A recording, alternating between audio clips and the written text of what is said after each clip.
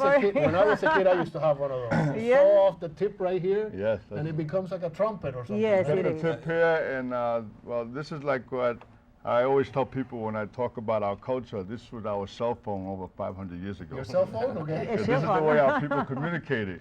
When we blew this conch shell, you're able to hear it from mountains from one side to the other. It's still used today in the Caribbean. Believe it or not, people Okay, still we're use ready. it. We're ready. It's still used. Play it for us. Okay, I'll give you a little one here.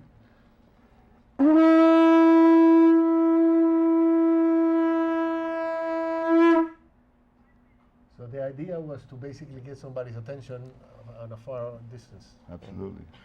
And it's still being used today in places where they have no electricity back home in Quisqueya and Santo Domingo, where there is no electricity, and the butcher will slaughter a cattle or a hog, and that's the way he communicates of how much meat is left, what meat he has slaughtered for sale, because he has no way to refrigerate it. So they still use it today.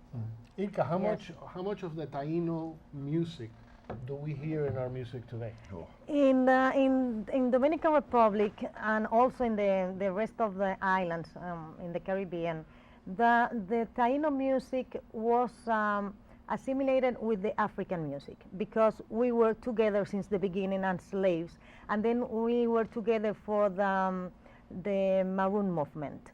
So these two musics blended together, and today you can listen to it in the countryside, in the folk music, and in these parties that are celebrated for the saints, the Santero music. Mhm. So you hear part of the Taino music is inside these manifestations.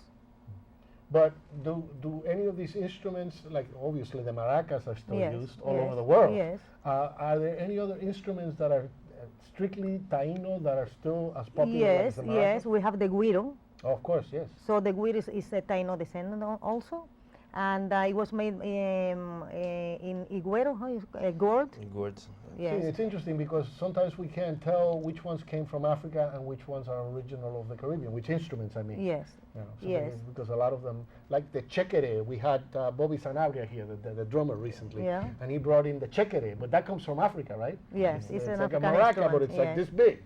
Believe Yes. it or not, in the Caribbean, there seems to be a trend where a lot of things that are indigenous seem to get Africanized, you know, and one of them is the guiro. You know, a lot of people there in the Caribbean today, a lot of anthropologists or archaeologists will say that, well, this is actually an African instrument, simply because the Spanish chronicles never mention the Taínos playing the guiro. And mind you that the word guiro is a Taino word, and that they don't use the guiro anywhere in Africa, not even neither on a tribal level nor on a contemporary music level. And yet somehow something that we've always known that's traditionally Taino is slowly becoming an African instrument. So do you think, Mr. Esteves, that this is becoming, people are becoming more aware of their roots, their culture, more proud of it, more involved? Is this a reawakening that's going on in New York? Most definitely, but it's not just amongst the Taino. It's also going on throughout Latin America. There's I would say it's a spiritual need, perhaps, or just that, you know, I guess because of the internet, people are asking questions, and you know, definitely there's an awakening of I Taino gotta agree identity. with that. When you say the internet, that's, I guess, one of the biggest tools we have today. We're able to reach, I've met people through the internet that were able to identify with the Taino culture that are in the middle of nowhere, like somewhere in Seattle, Washington. They're the only two Tainos there in that area, but they were so happy to find other people that have a commonality. And isn't it amazing that it's new technology that's reviving indigenous cultures? Absolutely. Wow. It's like contemporary stuff going on, you know. Yeah, I but mean, it's fascinating to see that happening. I mean, you know, at least the internet brought us back to our roots. that's right. Absolutely. Even like with the guido, I was saying before, today you have merenguero, they're playing the metal guido, you know. We played the original was the higuera, but you have the metal ones, you know.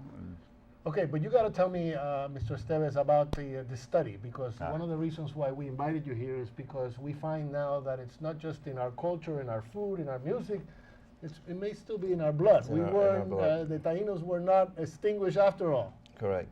So I'll tell you, from the very beginning, like in the beginning of the 1900s, most historians claim that the reason why many Dominicans or Cubans and Puerto Ricans had certain indigenous phenotypes is because of Africans and Spanish mixed to different degrees. Eventually you will get something that looks Indian, and that of course is pretty ridiculous. It's very racist in a sense.